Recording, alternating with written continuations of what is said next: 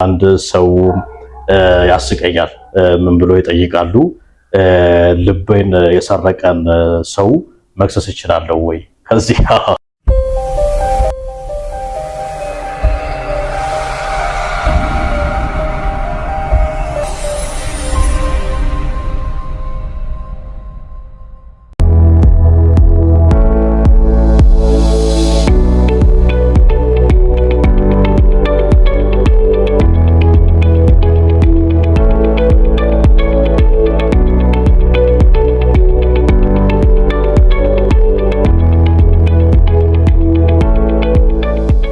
ሰላም ጤና ይስጥልኝ። እንዴት ናችሁ ውድ ተመልካቾቻችን? እንግዲህ ይህ የደጉላው የዩቲዩብ ቻናል ነው። ከዚህ ቀደም ብዙዎቻችሁ በዚሁ በሶሻል ሚዲያ በተለይም በቲክቶክ ፕላትፎርም በምሰጣቸው አጫጭር የህግ መረጃዎች ታቁኛላችሁ። የህግ መረጃ በባህሪው ሰፊ ውይይት የሚፈልግ የብዙ ጥያቄ የምነሳበት ጉዳይ በመሆኑ በዩቲዩብ ደግሞ በደንብ ዘርዘር ባለ መልኩ በአዲስ አቀራረብ ከባልደረባዬ ጠበቃ ሙሉቀን ሰይድ ጋር በመሆን በአዲስ መልክ እየጀመረን እንገኛለን። ሙሌ እንዴት ነህ? አለው ለደንጉ ሰላም ነው መስገን። እስኪ ለቤተሰቦቻችን ሰላምታን አቅርብ። ከዚህ ቀደም በተናጠል ያው እንግዲህ ጠበቃ ሙሉቀን እሱም የራሱ የቲክቶክ ገጽ አለው። በሺዎች የሚቆጠሩ ቤተሰቦች አፍርቷል። ብዙዎቻችሁ ታውቁታላችሁ ብዬ አስባለሁ። አሁን ደግሞ ኮላብ በማድረግ በመቀናጀት በጋራ በመሆን ለእናንተ በዚህ ፕላትፎርም እየመጣን እንገኛለን። ስለዚህ ሙሉ ቤተሰቦቻችንን ሰላምታ አቅርበ ከዚህ ቀደም በተናጠል የነበረውን ነገር ደግሞ በጋራ የጀመርነውን አዳዲስ ነገሮችን እስኪ ከዛ ከማስተዋወቅ እንጀምር። አመሰግናለሁኝ። ከአሁን ቀደም በቲክቶክ ላይ ልዩ ልዩ የህግ ጉዳዮችን ስሰራ ነበር። የህግ ጉዳይ ደግሞ እንደ ሰፊ ውቅያኖስ ነው፣ ተጠልቆ የሚያልቅ አይደለም። ስለዚህ በጋራ ከደጉ ጋር በዚህ ዩቲዩብ ተከስተናል። ዩቲዩብ ላይ ብዙ ገንቢ ሀሳቦችን እናነሳለን። ጀስቲስ ፓርትነር መጠሪያችን ነው። በሚኖረን ቆይታ ብዙ የምትማሩበትና ደስተኛ የምትሆኑ እንደሆነ ተስፋ አደርጋለሁ። አመሰግናለሁ። ታንክ ዩ ሶ ማች ሙሌ፣ እጅግ በጣም አድርጌ አመሰግናለሁ። እንግዲህ ሙሌ ላለፉት 2 ወራት ፍርድ ቤቶቻችን የፌደራል ፍርድ ቤቶች ያው አንዳንድ ያልተዘጉም አሉ፣ የክልል ፍርድ ቤቶች፣ የከተማ ነክ ፍርድ ቤቶች በርግጥ በዋናነት ግን እኛ የፌደራል ጠበቆች እንደመሆናችን መጠን የፌደራል ፍርድ ቤቶች ላለፉት 2 ወራት በከፊል ተዘግቶ ነበር የቆዩትና አጠቃላይ ለህግ ማህበረሰቡ፣ ለጠበቆች፣ ለዳኞች፣ ለአቃቢያን ህጎች፣ ለሁሉም እንኳን ለአዲሱ የስራ ዘመን እንኳን አደረሳችሁ ማለት እፈልጋለሁ እና እስኪ ከሱ ላይ እንጀምር። ሙሌ፣ የፍርድ ቤቶች መዘጋት ምናልባት ታሪካዊ ዳራው ምንድነው? የህግ መሰረትስ አለው ወይ? ተዘግቷል ስባልስ ደግሞ ሙሉ በሙሉ ፍርድ ቤት ዝግ ነበር ወይስ እንዴት ባለ መልኩ ነው? ከሱ ጀምረን ውይይታችንን እንቀጥል። መልካም አመሰግናለሁኝ። እንግዲህ ፍርድ ቤት ተዘግቶ ሲከፈት ለስራ ባልደረቦቻችን፣ ለዳኞች፣ ለአቃቢ ህጎች መልካም የስራ ዘመን እንዲሆንላችሁ እየተመኘሁኝ፣ ፍርድ ቤት መዘጋቱ ታሪካዊ ዳራው በቀድሞ ጊዜ እንግዲህ አብዛኛው የሀገራችን ክፍል ገጠራማ የነበረ በመሆኑ ክረምት በሚገባበት ወቅት ወንዞች ይሞላሉ። ገበሬዎችም እርሻቸውን ጥለው ወደ ፍርድ ቤት ለመሄድ ይቸገራሉ። በተለይም ደግሞ መሰረተ ልማቶች የተሟሉም ስላልነበር ወንዝ አቋርጦ ፍርድ ቤት በሰዓት መገኘት እጅግ ከባድ ስለነበር በክረምት ወራት ፍርድ ቤት እንዲዘጋ የሚል ልማድ ተጀምሮ ነበር። ይህ ሁኔታ ልማድ ሆኖ አልቀረም። የህግ መሰረት ይዞ በተለይም አሁን ላይ ፌደራል ፍርድ ቤቶች የሚተዳደሩበት አዋጅ ቁጥር 1234 ላይ ፍርድ ቤቶች በክረምት ወቅት ተዘግተው ክረምቱን ዳኞችና ሌሎች የሚመለከታቸው የስራ አካሎች እረፍት አድርገው በጥቅምት 1 መደበኛ ስራቸውን እንዲጀምሩ በሚል በህግም ተደንግጓል። ስለዚህ ታሪካዊ ዳራው እንዳለ ሆኖ ህግ አውጪው ፍርድ ቤት በክረምት ወቅት ይዘጋ ብሎ ያስቀመጠበት ዋነኛ መነሻ ምክንያቱ ዳኞችና ተያያዥ የሆነን ስራ ምንሰራ እኛን ጠበቆችንም ጨምሮ እጅግ ጫና የሚበዛበትን ስራ የሰውን ጉዳይ ይዘን ላይታች የምንል በመሆኑ ስራው በባህሪው አእምሮን የሚያደክም ስለሆነ በቂ እረፍት አድርገን ለሚቀጥለው የስራ ዘመን ፕሮዳክቲቭ ሆነን እንድንገኝ ለማስቻል በማለት እረፍቱን ፈቅዶልን በዛው አግባብ እረፍት አርፈን በታደሰና ጥሩ ኢነርጂ ይዘን ወደ ስራ እንድንመጣ አድርጎናል እልሃለሁ። በጣም አሪፍ። እንግዲህ ሙሌ እንግዲህ ታሪካዊ ዳራውን በሚገባ ሀገራችን የነበረችበትን የመሰረተ ልማት ሁኔታዎች አብዛኛው ማህበረሰባችን ደግሞ ከ80% በላይ አርሶ አደርና አርብቶ አደር በመሆኑ ታሪካዊ ዳራው በትክክል አንተ እንዳልከው ነው ተብሎ እንግዲህ በአፈ ታሪክም ይነገራል። ይሄ እንደዛ ተደርጎ ነው የተጀመረው። አሁን ላይ ግን ዳኞች ከፍተኛ የሆነ የስራ ጫና አለባቸው። እንደሌላው የመንግስት ተቋማት ባሻቸው ጊዜ እረፍት ጠይቀው መውጣት አይችሉም ለሚያስፈልጋቸው ጉዳይ። ያንን እንግዲህ በመደበኛ የስራ ቀናት ፍርድ ቤት ላይ ችሎት ከማስቻል ጀምሮ መዝገቦችን ከመመርመር ጀምሮ ይሰራሉ።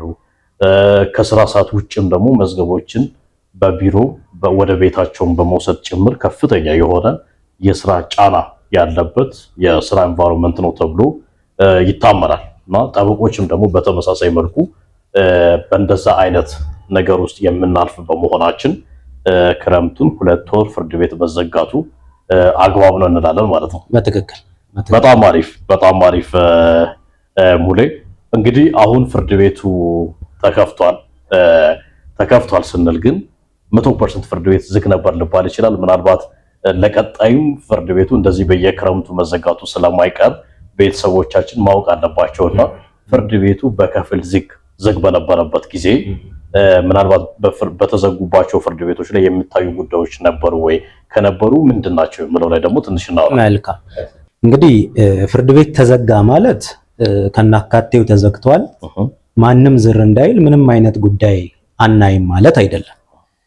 አጣዳፊና ጊዜ የማይሰጡ ጉዳዮች ለምሳሌ የህፃናት የቀለብ ሁኔታ፣ ክስን መሰረት አድርጎ የሚሰጡ የእግር ትዕዛዞች፣ በተለምዶ አርቲዲ የሚባል ወይም ጊዜ ቀጠሮ ችሎት ላይ የሚቀርቡ የወንጀል ጉዳዮች፣ የዋስትና ጉዳዮች እና ወዘተ በባህሪያቸው አጣዳፊ ነገ ቢያድሩ ባለጉዳዩም ላይ አጠቃላይ ህዝቡም ላይ ጉዳት ሊያስከትሉ ይችላሉ ተብሎ የተመረጡ ጉዳዮች በክረምቱ መርሃ ግብር ይስተናገዳሉ።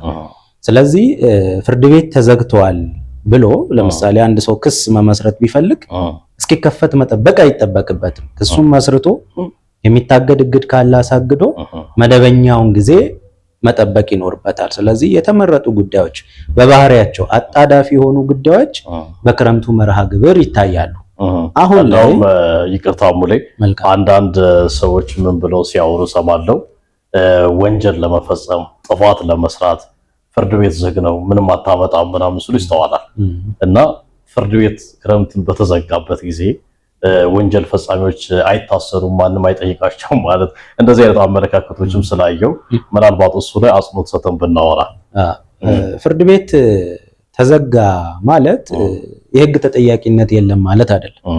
ወንጀል የፈጸመ ማንኛውም ተጠርጣሪ በፍርድ ቤት በተዘጋበት መርሃ ግብር እንደ ወትሮ ሁሉ በፖሊስ ቁጥጥር ስር ይውላል፣ ምርመራ ይደረጋል፣ ጊዜ ቀጠሮ ችሎት ይቀርባል፣ የዋስትና ጉዳዩ ይታያል። ዋስትና የሚያስለቀቀው ከሆነ በዋስትና ይለቀቃል፣ ካልሆነ በማረሚያ ይቆያል። ይህ ማለት ፍርድ ቤቱ ስለተዘጋ ወንጀል ችሎት ዳኛ የለውም፣ እንደፈለግ ሆናለሁ ፖሊስም አይመረምርም ማለት አይደለም።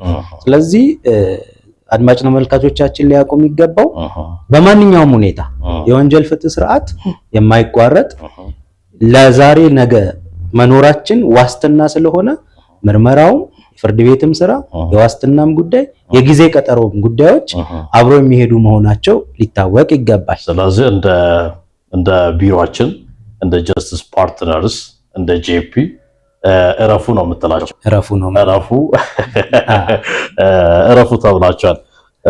በጣም አሪፍ እና ስለዚህ አሁን ፍርድ ቤት ተከፍቷል። ጠቅለል ባለ መልኩ ከህገ መንግስቱ ጀምሮ ፍርድ ቤት በከፊል ተዘግቶ የነበረው ተከፈተ ከተባለ ዘንዳ የፍርድ ቤት ተቀዳሚ ተግባር ምንድነው? ወይም ደግሞ ፍርድ ቤት ምን ጉዳዮች ላይ ይሰራል? ፍርድ ቤት ዋነኛ የተቋቋመበት ተግባሩ ምንጩ ህገ መንግስቱ ነው።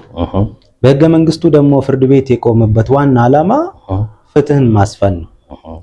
ፍትህ ለማስፈን እንግዲህ ሰዎች በተለያየ ሁኔታ ፍርድ ቤት ይሄዳሉ። ስለዚህ ዋና የፍርድ ቤት ተግባር ፍትህን ማስፈን ከሆነ ሰዎች ማንና ምን ሆኖ ፍርድ ቤት ይሄዳሉ ብለህ ታስባለህ? በጣም አሪፍ ሙሌ። እንግዲህ በህገ መንግስቱም ጀስቲሰብል ማተርስ ወይም ደግሞ በፍርድ ቤት ታይቶ ሊወሰን የሚችሉ ጉዳዮችን ይዘው በህገ መንግስቱ እንግዲህ ፍርድ ቤት ህግ ተርጓሚ ነው። 3 የመንግስት ዋና ዋና አካላት አሉ። እነዛም ህግ አውጪ ያለ፣ ህግ አስፈጻሚ፣ ህግ ተርጓሚ። ህግ ተርጓሚ ከሚባሉት ደግሞ ዋነኛው ደግሞ ፍርድ ቤት ነው። በዋናነት ህግን በመተርጎም የህግ የበላይነት እንዲረጋገጥ ያደርጋል። ታዲያ ሰዎች ጀስቲሰብል ማተርስ ወይም ደግሞ በፍርድ ቤት ታይቶ ሊወሰን የሚችል ጉዳይን ይዘው ወደ ፍርድ ቤት ይሄዳሉ። እንደው አንዳንድ ሰው ያስቀኛል። ምን ብሎ ይጠይቃሉ? ልቤን የሰረቀን ሰው መክሰስ ይችላለሁ ወይ? ከዚህ ከፍቅር ጋር ተያይዘው ምናምን እንደው በዘፈንም በፊልም ምናምን የልብ ሌባ፣ ልቤን ሰረቀችው፣ ልቤን ሰረቀው ምናምን የሚባሉ ነገሮች አሉ። ምን ይፈልጋሉ? ልቤን ሰርቆ የሄደን ሰው መክሰስ ፈልጋለሁ ይላሉ። ስለዚህ እንዲህ ያሉ ጉዳዮች ወደ ፍርድ ቤት እንዳይመጡ ለመከልከል ይመስለኛል የኢፌዴሪ ህገ መንግስት አንቀጽ 37 ላይ በፍርድ ቤት ታይቶ ውሳኔ ሊሰጡባቸው የሚችሉ ጉዳዮች ወይም ደግሞ በእንግሊዝኛው አጠራር ጀስቲሰብል ማተርስ ብቻ ናቸው ወደ ፍርድ ቤት የሚሄዱት ተብሎ ክልክል የተደረገው። ምናልባት አንተንም የሚያጋጥም ነገር ይኖራል ብዬ አስባለሁ። ሰው እንደው አስቂኝ የሆኑ ነገሮች ወደ ፍርድ ቤት መሄድ የማይችሉ ነገሮችን ምናምን ይዞ መሄድ ይፈልጋልና ምን ትላለህ? የጠየቀኝን ጥያቄ መልስላለሁ። እና ሰዎች ምን ሆነው ይሄዳሉ ብለህ የጠየቀኝ ነገር አልረሳሁትም። በዚህ ላይ ግን ተጨማሪ አንተ የምትለው ነገር ካለ እንድትል ብዬ ነው። ምንድነው ሁሉም ጉዳይ አያስከስስም ወይም ደግሞ በህግ ቋንቋ የክስ ምክንያት ሊኖረው አይገባም። ምናልባት አንድ ሰው ሌላው ላይ በአንድም ይሁን በሌላ መንገድ አልባሌ ድርጊት አድርጎ ተጽዕኖ ፈጥሮ ሊሆን ይችላል። ግን ያ የተፈጠረው ድርጊት የተቀመጠ የህግ ድንጋጌን የጣሰ የግራ ቀኝ ክርክር ሊሰማበት የሚችል ማስረጃ ተመዝኖ ይሄንን ድንጋጌ ተላልፈሃል ተብሎ ፍርድ ሊሰጥበት የሚገባ ጉዳይ መሆን አለበት ነው። ለምሳሌ በፍቅር አሸነፈ፣ ልብ ሰረቀ። አንዲትን ልጅ በፍቅር አሸንፎ ልቧን የሰረቀ ሰው እንደዚህ አይነት ኃላፊነት አለበት የሚል የህግ ስርዓት የለንም። ስለዚህ በፍቅር ማሸነፍ መሸናነፍ ተበዳይና በዳይ ሊኖረው ይችላል። ግን ያ በደል ፍርድ ቤት ሜዳ ላይ ቀርቦ ሊዳኝ የሚችል ጉዳይ አይደለም።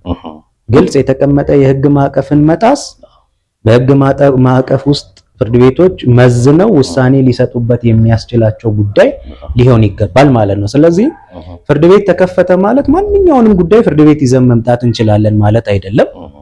የትኛው ጉዳይ ይመጣል የትኛው አይመጣም የሚለውን ሰው ሲታመም ልክ አንድ የህክምና ዶክተር ጋር ሄዶ ምክር እንደሚጠይቀው ሁሉ የህግ አማካሪዎችና ጠበቆች ዘንድ ቀርቦ እንዲህ አይነት ጉዳይ ገጥሞኛል፣ ይሄ ጉዳይ ፍርድ ቤት ቢሄድ መፍትሄ ሊያገኝ የሚያስችል ነው ወይስ አይደለም የሚለውን አጥርቶ ይዞ መቅረብ ያስፈልጋል እላለሁ። አዎ፣ ስለዚህ እንደው እንደ ምሳሌ አነሳን እንጂ በጣም ብዙ ወደ ፍርድ ቤት ሊቀርቡ የማይችሉ በሰዎች ዘንድ ግን በማህበረሰቡ ዘንድ እንደ በደል እንደውም ካሳም የሚያስፈልገው ጉዳይ ተብሎ የሚታዩ ነገሮች አሉ። ስለዚህ በዚህ አጋጣሚ እንግዲህ አሁንም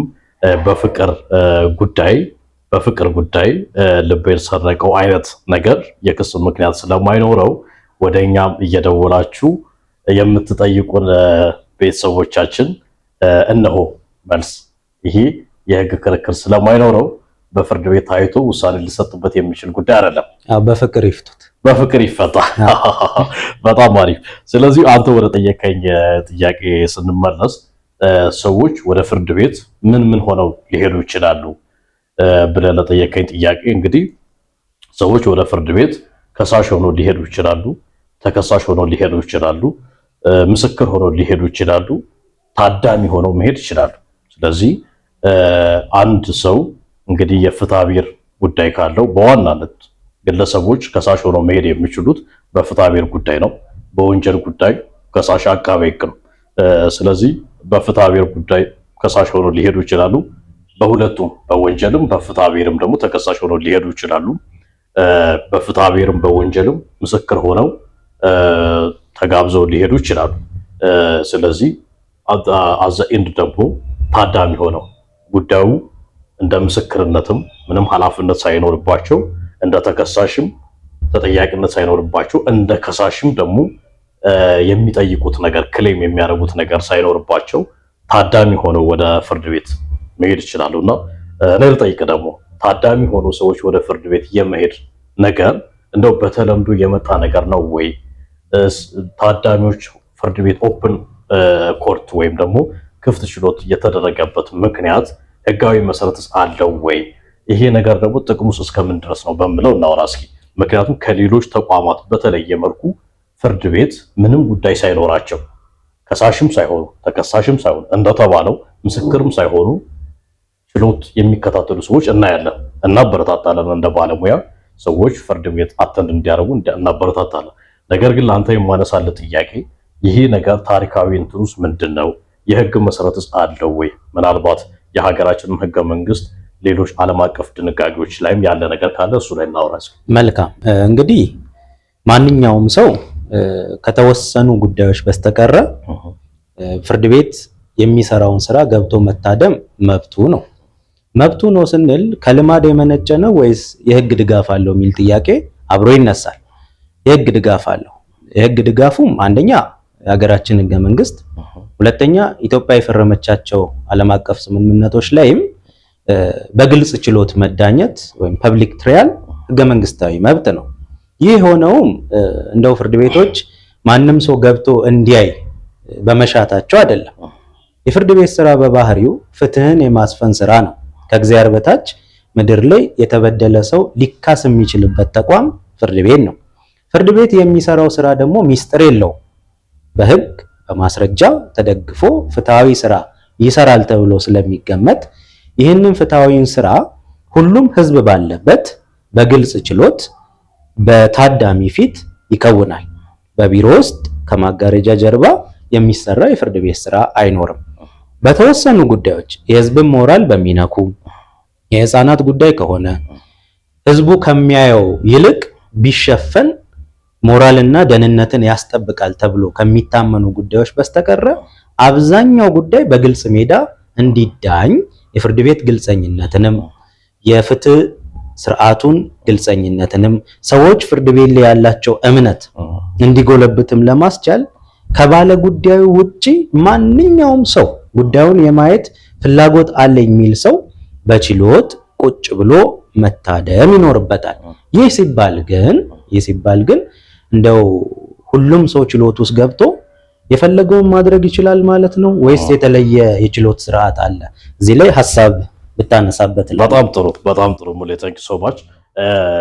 ያነሳቸው ገደቦች አሉ። በተለይም የሞራል ጉዳይ ፐብሊክ ሞራል፣ የህዝብን ሞራል ለመጠበቅ ሲባል፣ የቤተሰብ ምስጢር ለመጠበቅ ሲባል፣ ህፃናት የሚታደሙበት ህፃናት ባለ ጉዳይ የሆኑበት ችሎት ላይ የህፃናቱን የወደፊት እጣ ፈንታቸውን እንዳያበላሽ ሞራላቸውን ለመጠበቅ የሚደረጉ ክልከላዎች አሉ። የሀገር ደህንነት፣ የሀገር ሉዓላዊነት እሹም በሚኖርበት ጊዜ ከኦፕን ፐብሊክ ሂሪንግ ወይም ደግሞ ከክፍት ችሎት ዝግ ችሎት የሚደረግባቸው እንትኖች አሉ። ነገር ግን በመሪ ደረጃ ሁሉም ሰው ችሎት ማንም ሰው ችሎት ቀርቦ መታደም ይችላል። ነገር ግን ከዚህ ጋር ተያይዞ አንተ የጠየቀኝ ጥያቄ አለ። እነዚህ ችሎት ተፈቅዶላቸው በክፍት ችሎት የሚታደሙ ሰዎች ማድረግ ያለባቸው ጥንቃቄዎች አሉ። እነዛ ጥንቃቄዎች አንደኛው ፍርድ ቤት በሚቀርቡበት ጊዜ የተለያዩ የተለጠፉ ማስታወቂያዎች አሉ፣ መመሪያዎች አሉ። ከዚህም ባሻገር ደግሞ ችሎት አስከባሪዎች ፖሊሶች ደግሞ በየዕለቱ በየቀኑ የሚያስተላልፉት መልእክት አለ። ለምሳሌ ያህል ስልካቸውን መዝጋት፣ ሲቀጥል ደግሞ የጎንዮሽ ወሬ አለማውራት፣ ፍርድ ሲነበብ ዳኛ ችሎት እያስቻለ ባለበት ሰዓት እንደፈለጉ መውጣት መግባት፣ እነዚህ ነገሮች የተከለከሉ ነገሮች ናቸው። ከመከልከልም አልፎ ችሎትን በመድፈር ተጠያቂነትን ጭምር ሊያስከትሉ የሚችሉ ነገሮች ናቸው። ስለዚህ አላስፈላጊ ድምፅ ማሰማት፣ ሳያስፈቅዱ መውጣት፣ ሳያስፈቅዱ መግባት፣ ጣልቃም አስተያየት ለመስጠት መሞከር፣ የተለያዩ ነገሮች ማድረግ ለችሎት ታዳሚዎች የተፈቀደ አይደለም። ስለዚህ ስልካቸውን ዘግተው ስርዓታቸውን ጠብቀው የጎንዮሽ ወሬ አስቀርተው ችሎትን መታደም ይችላሉ። ይሄ ደግሞ ሚዛናዊነትን ለመጠበቅ ዳኞች ስራቸውን በነፃነት እንዲሰሩ ማንም ጣልቃ ሳይገባ በትክክለኛው መንገድ ችሎቱ እንዲመራ ያለው አስተዋጽኦ ቀላል አይደለም እና እነዚህ ነገሮች ልባል ይችላል። ምናልባት የምትጨምረው ነገር ካለ መጨመር ትችላለህ። የተከለከሉ ነገሮች ላይ እነዚህ ነገሮች ናቸው የተከለከሉት። መልካም። ሌላ አንድ ሁሉም ሰው ማያስተውላት አለባበስ፣ ፍርድ ቤት በስርዓት ደንቡን የጠበቀ አለባበስ ለብሶ መሄድ የጠበቆች አሊያም የነገረ ፈርጆች ወይም የአቃቢ ሕግ ግዴታ ብቻ የሚመስለው ሰው አለ። መመሪያ አለ። የፌዴራል ጠቅላይ ፍርድ ቤት ያወጣው መመሪያ ላይ ማንኛውም ፍርድ ቤት የሚመጣ ሰው ለፍርድ ቤቱ ክብር በሚመጥን መልኩ ለብሶ መምጣት አለበት ይላል። በሴቶች አጭር ቀሚስ፣ በወንዶች ቁንጣ እንዲሁም ነጠላ ጫማን ተጫምቶ መምጣት ክልክል ነው። በእንደዚህ አይነት አለባበስ ውስጥ ችሎት ውስጥ መቅረብ ክልክል ነው። ስለዚህ ፎርማል የሆነ አለባበስ የኛ ብቻ ግዴታ ሳይሆን ፍርድ ቤት የሚመጣ ማንኛውም ሰው የሚጠበቅበት ግዴታ። ማስቲካ እያኘኩ ማምጣት፣ በጣም ትኩረት የሚስቡ ደማቅ ያሉ ነገሮች፣ የሚረብሹ ነገሮች ማድረግ ችሎትን ማወክ አይቻልም። ነገር ግን ከሌላው ተቋም በተሻለ መልኩ በአብዛኛው አሁን እኛ ሀገር ህገ መንግስቱ ላይ እንግዲህ ትራንስፓረንሲ ኤንድ አካውንታቢሊቲ ሁሉም ሰው የሚያስታውሰው ኮንሰፕት አለ፣ ግልጸኝነትና ተጠያቂነት። ነገር ግን ይህ ግልጸኝነት በሌሎች ተቋማትም ላይ ቢለመድ ስራዎቻቸውን እንደውም አሁን ላይ የሀገሪቱ ጠቅላይ ሚኒስትር እንደው አንድ ጊዜ ያሉት ነገር ነበር። ፐብሊክ የመንግስት ተቋማት ስብሰባዎቻቸውን በቀጥታ ስርጭት የማስተላለፍ ለሰዎች ክፍት ማድረግ ጥሩ እቅዶች ነበሩ። ምንም እንኳን ተግባራዊ ተደርጎ ባናያቸው ይህ ነገር የጠቅላይ ሚኒስትሩ ፍላጎት ብቻ አይደለም። ህገ መንግስቱ ላይ በግልጽ የመንግስት አሰራር ግልጽ መሆን እንዳለበት ይደነግጋል። ግልጸኝነት ሲኖር ነው ተጠያቂነት የሚኖረው። ሸፍነ እየሰራ ደብቀ እየሰራ ተጠያቂነትን ለማስፈር አስቸጋሪ ነው።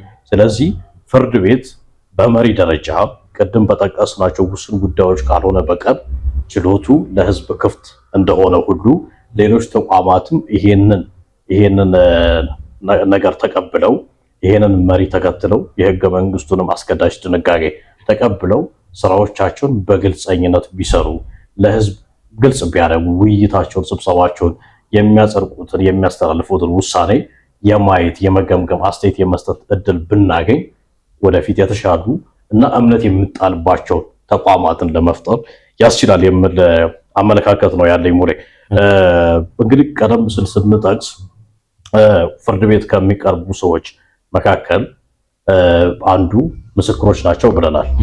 ከዚህ ከምስክርነት ጋር ተያይዞ ምስክርነት እኛ ስንፈልግ የምንሰጠው ነገር ነው? ስንፈቅድ፣ ስንፈልግ፣ ስንወደው የምናደርገው ነው ወይስ አስገዳጅነት ነገር አለው? እስኪ ስለ ምስክሮች እናውራ። ምክንያቱም የፍትህ አጋር ከሚባሉ ወይም ደግሞ ፋክት ፋይንዲንግ ላይ እውነትን ፍለጋ ላይ ሚናቸው ቀላል አይደለም እና ስለ ምስክሮች እስከ አንዳንድ ነገር እናውራ። መልካም። እንግዲህ አንድ ጉዳይ ፍርድ ቤት ሲቀርብ በማስረጃ ተጣርቶ ውሳኔ መስጠት የፍርድ ቤቱ ተቀዳሚ ተግባሩ ነው።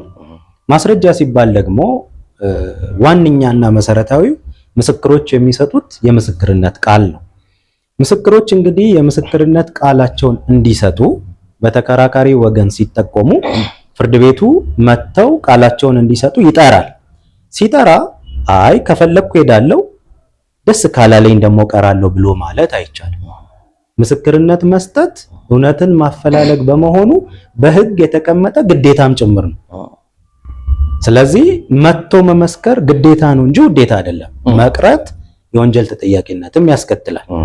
መጥቶ መመስከር ደግሞ ግዴታ ነው ሲባል መጠው የፈለገውን ነገር መጥቶ መናገር ይችላል ማለትም አይደለም።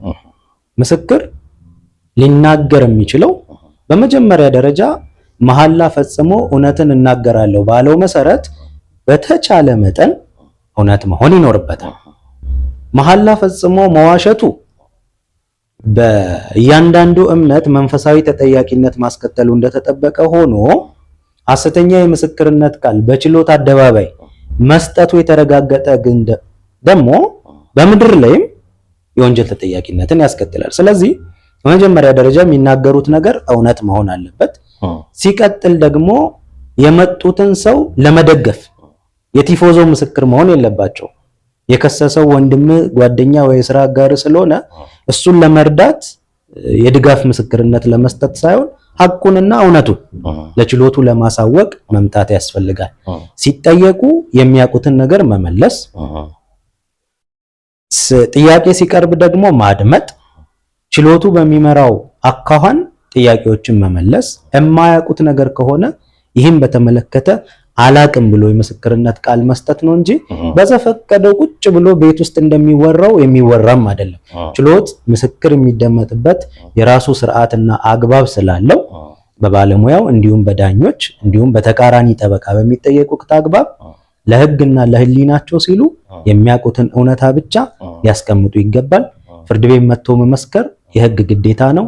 እውነትን መመስከር የሕሊናም የሕግም ግዴታ ያስከትላል እላለሁ። በጣም ታንኪው ሙሌ፣ በደንብ ገልጸዋል። እንደው ለመጨመር ያህል አብዛኛው ነገር አንደኛ ምስክርነት መስጠት ያው መብት እንዳልሆነ ግዴታም ኃላፊነትም ጭምር የሚያስከትል ነገር መሆኑን ፍርድ ቤት ቀርበው ደግሞ ቃለ መሃላ ከፈጸሙ በኋላ የሚሰጡት ቃል ደግሞ እውነት መሆን እንዳለበት በሚገባ ገልጸዋል።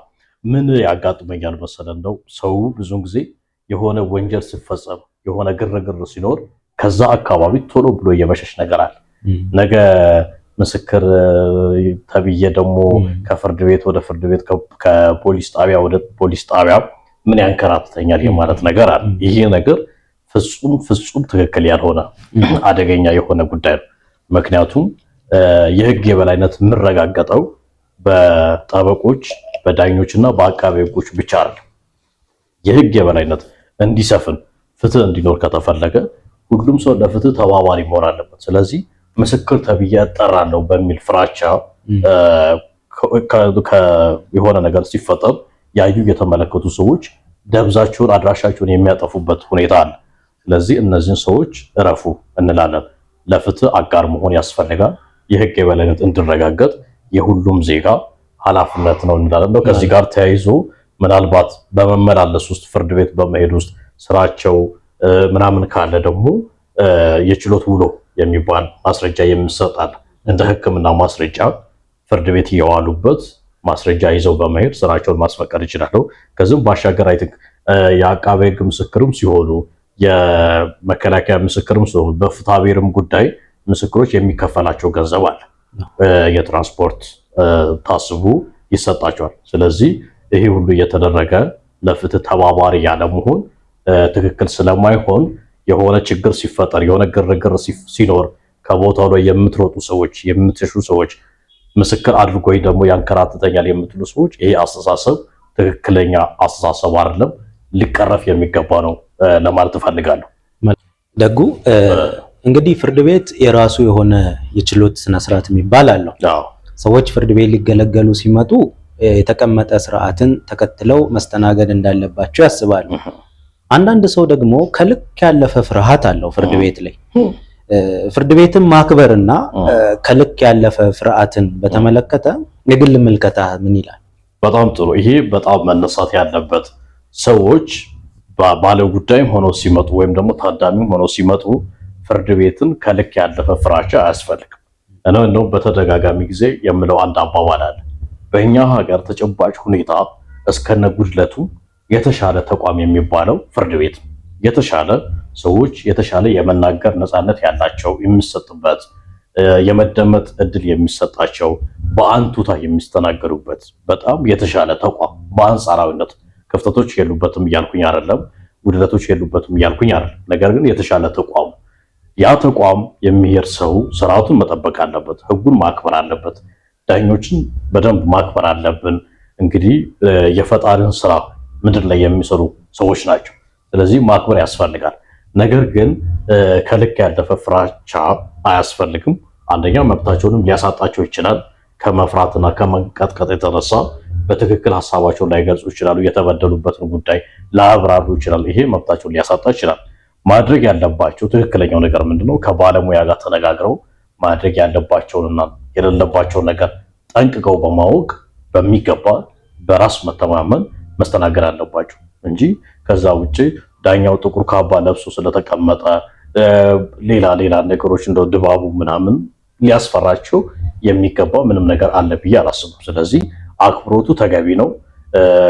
የፍርድ ቤት ስርዓትን ማክበር፣ ዳኛውን ማክበር እንግዲህ የፈጣሪን ስራ ምድር ላይ ተወክለው የሚሰሩ ናቸው ብለናልና አክብሮት መስጠት ተገቢ ነው። ነገር ግን በጣም የተካበደ ፍርሃትና መንቀጥቀጥ አያስፈልገው። ህግና ስርዓትን መጠበቅ ብቻ ነው የሚያስፈልገው ላሉ። መልካም። ከዚህ ጋር ተያይዞ ምናልባት ስለ ጥቁር ካባ ካነሳን ለምንድን ነው ጥቁር ካባ ፍርድ ቤት አካባቢ በአብዛኛው ተለብሶ የምናየው? በጣም አሪፍ። እንግዲህ በሀገራችን ጠቅላይ ፍርድ ቤት ያወጣው መመሪያ አለ። ስርዓተ ችሎትን በተመለከተ ዳኞች በተለያየ ደረጃ ያሉ ዳኞች ካባቸው ጥቁር ሆኖ እዚች ላይ የምትደረግ የተለያየ ቀለም ሊኖረው ይችላል። ያ የህግ መሰረት አለ። ታሪካዊ ዳራውን በምንመለከትበትም ጊዜ ጥቁር የፍርድ የመስጠት የስልጣን ምንድነው ምልክት ተደርጎ ይወሰድ ነበር። በኢትዮጵያ ውስጥ ብቻ አይደለም። በነገራችን ላይ ጥቁር ካባ በተለያዩ ዓለም ሀገራት የፍርድ ቤት ዳኞች፣ የፍርድ ቤት አካባቢ የሚሰሩ ሰዎች፣ ጠበቆች፣ አቃቤ ህጎች የሚለብሱት ካባ በአብዛኛው ጥቁር ነው። ይሄ ደግሞ የስልጣን ምልክት፣ ፍርድ የመስጠት ምልክት ተደርጎ የተለያዩ ጥናታዊ ጽሁፎች ቀርቦ ያነበብኳቸው አሉና አሁን ግን ታሪካዊ ዳራነቱ ብቻ አይደለም፣ በህግም መመሪያ ወጥቶለት ዳኞች ችሎት በሚያስችሉበት ጊዜ ጥቁር ካባ መልበስ ያው ግዴታም ጭምር ሆኖ ተቀምጦ ነው ያለው። በዚሁ አግባብ። መልካም፣ አመሰግናለሁ። እስካሁን ቁም ነገሮቹን በደንብ አውርተናል።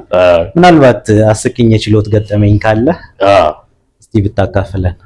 እንግዲህ ያው ፍርድ ቤት በእርግጥ ሲሪየስ የሆነ መድረክ ነው። በአብዛኛው ትራጀዲ ነው ወይም ደግሞ በአብዛኛው ኮስተር ያለ ነገር የሚቀርብበት ነገር ነው ምናምን። አስቂኝ ነገሮች በአብዛኛው አይኖርም። ነገር ግን አልፎ አልፎ ይከሰታል። እንግዲህ ሰዎች ስለሆነን ዳኞችም ጠበቆችም ሰዎች ስለሆነን የሆነ ነገር ሲፈጠር ያው በችሎት መሳቅ አይቻልም። ሳቁ እያልን አይደለም ቤተሰቦቻችን። ነገር ግን ያንን ስርዓቱንም ህጉንም አሸንፎ የሚያስቁ ነገሮች ይፈጠራሉ። አንድ ጊዜ ምን ሀፕን አረገ መሰለ? አንድ የወንጀል ችሎት ላይ እንግዲህ እንደምታውቀው የአቃቤ ህግ ምስክሮች በሚሰሙበት ዕለት የአቃቤ ህግ ምስክሮች ሲመሰክሩ ተጠርጣሪ ወይም ደግሞ ተከሳሽ የሚቆምበት እንትን አለች፣ ቦክስ አለች። ሳጥኑ ውስጥ አንገቱ ብቻ ነው የሚታየው። ተከሳሹ ምስክር ቀረበ፣ የተጠና ምስክር ነው ወይም ደግሞ ቀደም ሲል አንስተናል። እንግዲህ እነዛ ምስክሮች በኔ ኢቫሉዌሽን በኔ ግምገማ አጥንተው የመጡ ናቸው እንጂ እውነት ለመመስከር የመጡ አይደለም። ስለዚህ አጥንቶ መምጣት የህግ ተጠያቂነት እንዳለበት ያው በዚህ አጋጣሚም ተጨማሪ ማሳሰብ ፈልጋለሁ። ቀደም ሲል በሰፊው አንስተዋል አንተ። ስለዚህ አጥንቶ ከመጡት ምስክሮች አንዱ ዳኛው ጋር ቀረብ ብሎ ተቀምጦ ምስክርነቱን እየሰጠ ባለበት ሰዓት ተከሳሽ መስቀለኛ ጥያቄ የመጠየቅ እድል ይሰጧል። ስለዚህ ምስክሩ የምስክርነት ቃሉን ሲሰጥ ቦታው ላይ እንደነበረ እንዳየ እንደተመለከተ ምናምን መስክሮ ስለነበር የመስቀለኛ ጥያቄ ተከሳሽ በተሰጠው እድል ኦኬ ቦታው ላይ ነበርኩኝ ብለሃል፣ በዕለቱ እኔ ምንድነው የለበስኩት ብሎ ይጠይቋል። ምስክርም የዋዛ አልነበረም። እንግዲህ ከጥናቱ ውጪ ነች እንጂ አጥንቶ ከመጣው ውጪ የሆነበትና በድንገት ምን አለ፣ አሁን የለበስከውን ልብስ ነው ለብሰ የነበርከው ይለዋል። ዳኛው ተቀበለና አሁን ምን አይነት ልብስ ነው የለበሰው ብሎ ይጠይቋል። ምን ይዋጠው ምስክሩ። ስለዚህ ተጠርጣሪው ከሱ ጀርባ ነው ያለው። ዞሮ ማየት ነበረበት። ባይቻልም ስርዓቱን ጥሶ ዞር አለ። ዞር ስል ግን ተከሳሹ አንገቱ ብቻ ነው የሚታየው። ሳጥን ውስጥ ነው የቆመው። ስለዚህ ምን ይዋጠው? ዳኛው ያዘ። ስለዚህ የውሸት ምስክርነት እየሰጠ እንደሆነ ሁሉም ሰው ተረዳ ማለት ነው። በወቅቱ ምን አይነት ልብስ ነው የለበስኩት ብሎ ጠየቀው። አሁን የለበስከው ልብስ ነው የለበስከው ብሎ ለማምለጥ ሞከረ። ዳኛው ግን አሁን ምን አይነት ልብስ ነው የለበሰው ንገረኝ ይለዋል። ዞር ብሎ ማየት ፈለገ። ግን እንዳለመታደል ሆኖ ሳጥኑ ስለነበር አንገቱ ብቻ ስለነበር የሚታየው ማየት አልቻለም። እና እንዲህ አይነት አስቂኝ እና እንዲህ ያሉ አጋጣሚዎች አልፎ ይፈጠራሉ። አስቂኝ ተመልካቾቻችን እስካሁን ያደረግነው ቆይታ ይሄን ይመስላል። ቻናሉን ሰብስክራይብ በማድረግ አበረታቱን። በቀጣይ በልዩ የህግ ጉዳዮች ብቅ እንላለን። ደጉ ስለነበረን ሰዓት አመሰግናለሁ። መልካም ጊዜ